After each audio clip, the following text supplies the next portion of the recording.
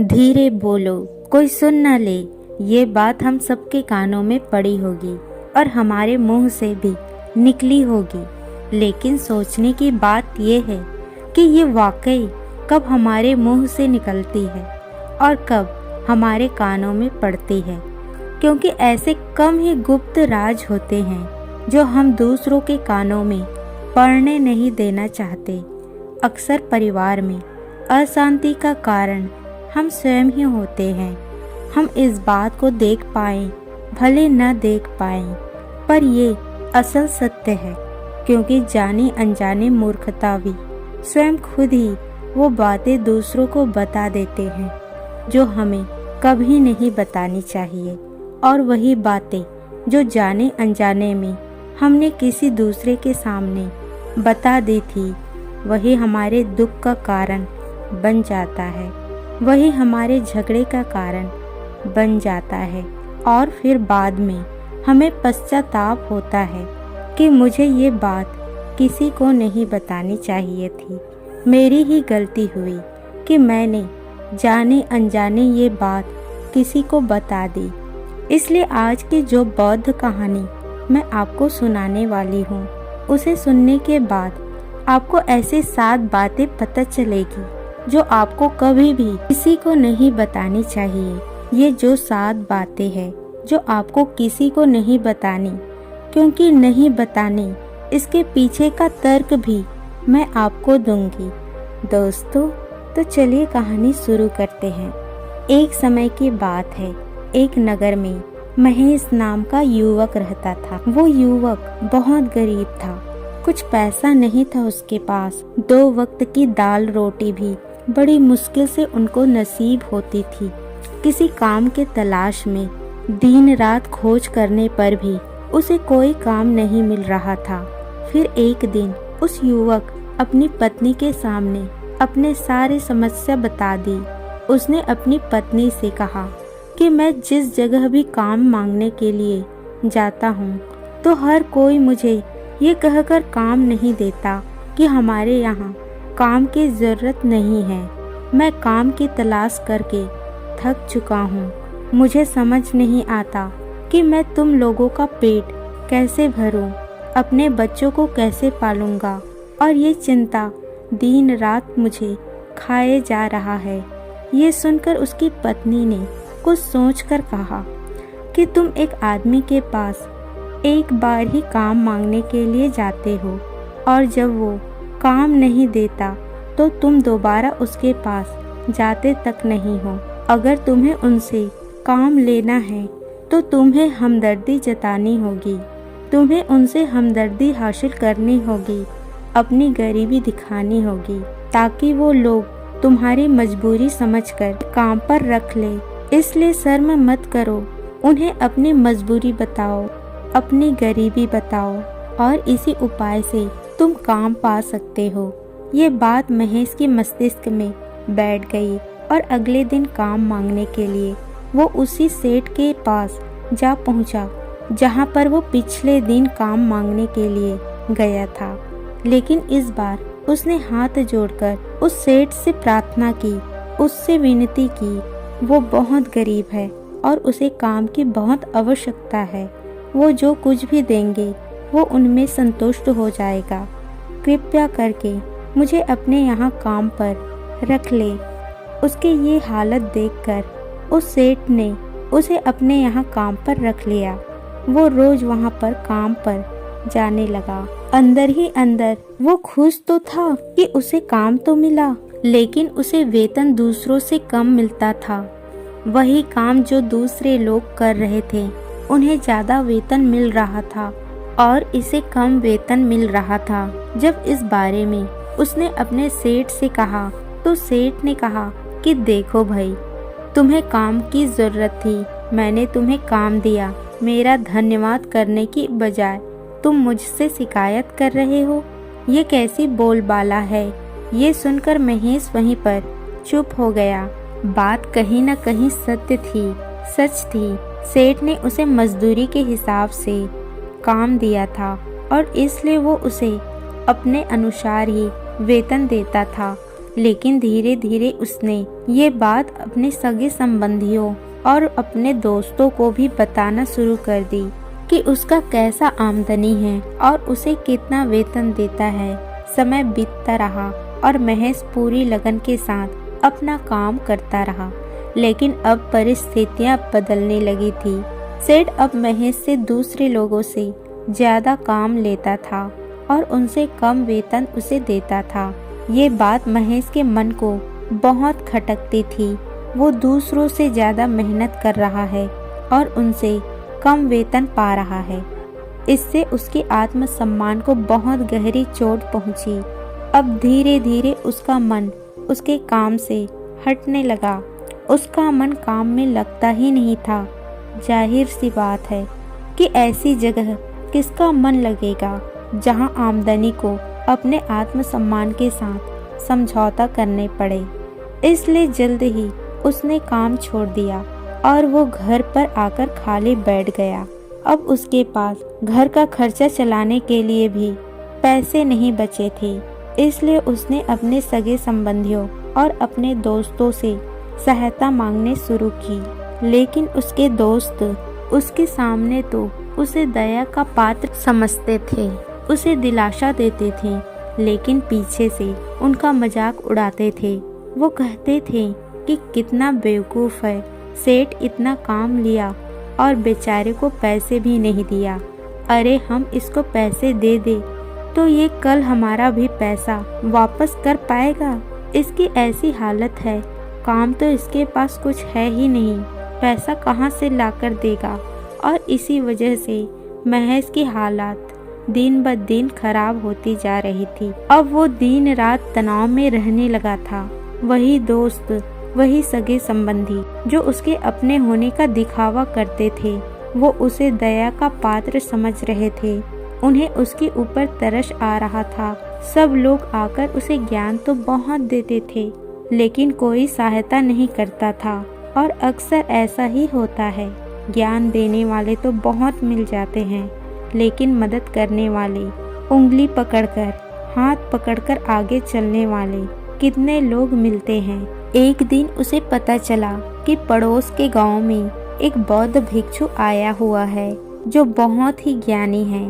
महेश इतना तनाव में था कि उसे कोई रास्ता नजर ही नहीं आ रहा था। इसलिए जाने अनजाने वो उस बौद्ध भिक्षु के पास पहुंच जाता है। वहां पहुंचकर वो सीधे उनके पैरों में गिरकर रोने लगता है। वो रोते रोते उन्हें अपनी सारी परिस्थिति बताता है। उन्हें बताता है कि किस तरह से उनके सेठ ने उसका फायदा उठाया और उनके सगे संबंधी उसके साथ कैसा व्यवहार रखते हैं। सारी बातें सुनकर बौद्ध भिक्षु ने उसे चुप कराते हुए कहा कि भंते, इस सारी समस्याएं तुम्हारी बुद्धिहीनता, तुम्हारी मूर्खता के कारण उत्पन्न हुई है। अगर तुम्हारे अंदर विवेकता हो तो इनमें से एक भी समस्या तुम्हारे चित्त को दुखी नहीं कर सकती थी, लेकिन तुमने अपने अन्याय के कारण, अपनी मूर्खता के कारण खुद ही अपने रास्ते में कांटे बिछा दिए। आज मैं तुम्हें 7 बातें बता रहा हूँ जो भूलकर भी किसी को मत बताना, और इन बातों का अनुसरण करते हुए तुम्हें बाहर से मिलने वाले दुखों को तुम दूर कर सकते हो जो बेवजह दुनिया की वजह से तुम्हारे अंदर पनपते हैं। पहली बात जो किसी को नहीं बतानी चाहिए वो है अपनी मजबूरी, और अपनी मजबूरी का दिखावा करके दूसरों का दया पात्र बनके उनकी सहायता लेने की गलती कभी मत करना। हो सकता है कि आज वो तुम्हारी मजबूरी देखकर तुम्हारी सहायता कर दे, लेकिन कब वो तुम्हारे फायदा उठाने से भी नहीं चुकेगा, और अगर फायदा भी नहीं उठाया तो दूसरों के सामने तुम्हारा मजाक बनाने में वो अपनी कसर कभी नहीं चुकेगा। इसलिए कभी भी अपनी मजबूरी का दिखावा मत करो। अगर घर में 2 रोटी है, सूखी रोटी है, तो वही खाकर सो जाओ, लेकिन दूसरों को इसके बारे में भनक भी नहीं लगनी चाहिए। जरा आप खुद सोचो, मजबूरी बताने का क्या प्रयोजन होता है। एक इंसान का या तो दूसरों से सहानुभूति हासिल करना चाहता है या उनसे कोई आर्थिक मदद चाहता है। लेकिन अगर दोनों ही परिस्थितियां आप देखो तो दूसरा आदमी आपका फायदा उठाने से नहीं चूकेगा, और अगर वो फायदा नहीं भी उठाएगा तो अपनी नज़र में आपको मूर्ख ही समझेगा, बेवकूफ़ समझेगा और दूसरों के सामने आपका मजाक तो ज़रूर बताएगा। इसलिए अपने मजबूरी के बारे में कभी किसी को मत बताना। दूसरी बात जो किसी को भी नहीं बतानी चाहिए वो है अपनी अतीत की गलतियाँ और भविष्य की रणनीतियाँ। जरा सोचो कि अगर हम अपने अतीत की गलतियाँ किसी दूसरे को बताते हैं तो उसका क्या प्रभाव होगा। वो गलतियाँ ठीक तो नहीं की जा सकती, जाहिर सी है, तो इन्हें बताने का क्या प्रयोजन रह जाता है। आप अपने अंधेरे पक्ष को खुद दुनिया के सामने बता रहे हो, खुद अपनी गलतियाँ दूसरों के सामने बता रहे हो। इससे उस आदमी की नज़र में आपका एक चरित्र घटित हो जाएगा और भविष्य में हमेशा आपको उसी नज़रिए से देखेगा। इसलिए किसी आदमी की नज़र में अपना चरित्र गठित मत होने दो और जरा सोचो कि आप व्यर्थ में ही अपनी भविष्य का रणनीतियाँ दूसरों के सामने बता रहे हो। जो लोग आपके काम का हिस्सा ही नहीं हैं, उनके सामने अपने भविष्य की रणनीतियाँ, अपनी डींगे हाँकने का क्या फ़ायदा। वो लोग आपकी सहायता तो नहीं करेंगे, लेकिन आपकी भविष्य की रणनीतियाँ में बाधा जरूर बन सकते हैं। आप खुद अपने विवेक का इस्तेमाल करिए और सोचिए कि आपके साथ भी ऐसा हुआ है कि आपने अपने भविष्य की रणनीति किसी को बताई हो और वो कामयाब ही ना हुई हो। जरूर हुआ होगा, जरा गौर से सोचिए। तीसरी बात जो किसी को नहीं बतानी चाहिए वो है अपने घर की बातें। जो भी हमारे घर के अंदर आपस में बातचीत होती है, हमारे माता पिता के साथ, हमारे भाई बहन के साथ, वो बातें परिवार तक ही सीमित रहनी चाहिए। अगर आप इस बातों का दूसरों के सामने ढिंढोरा पीटते रहोगे तो दूसरों को आपके घर में घुसने का एक मौका मिल जाता है और वो इसका फायदा उठाने से कभी नहीं चुकेगा। वो आपके परिवार के सदस्यों को आपसे दूर लेकर जाने की कोशिश करेंगे।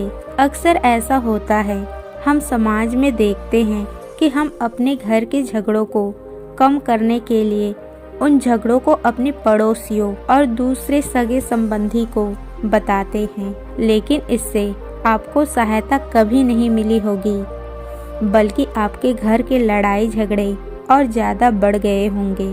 और वो जाहिर सी बात है, वो बढ़ेगा ही अगर आप अपने माता पिता की बात दूसरों को बताएंगे तो आपके माता पिता को बुरा लगेगा कि हमारा बेटा हमसे बताए बगैर दूसरों को बातें बता रहा है।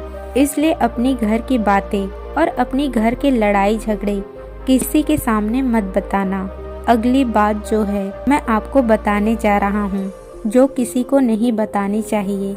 वो सुनने पर बहुत अजीब लग सकती है, लेकिन उसका सत्य भी है।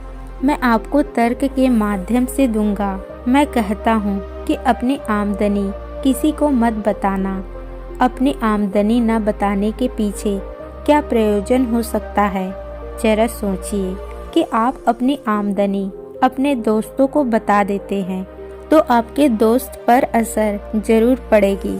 तो वो तर्क आपको ही याद करेंगे, क्योंकि उनको पता है कि अगर आपकी आमदनी ज़्यादा अच्छी है तो आप ही उनकी मदद कर सकते हैं, और इसीलिए ज़्यादा लोग आपसे सहायता मांगेंगे। और जब आप उनकी सहायता नहीं करेंगे तो वो सोचेंगे कि इस आदमी के पास पैसे हैं, मेरी सहायता कर सकता है, लेकिन ये सहायता करना नहीं चाहता।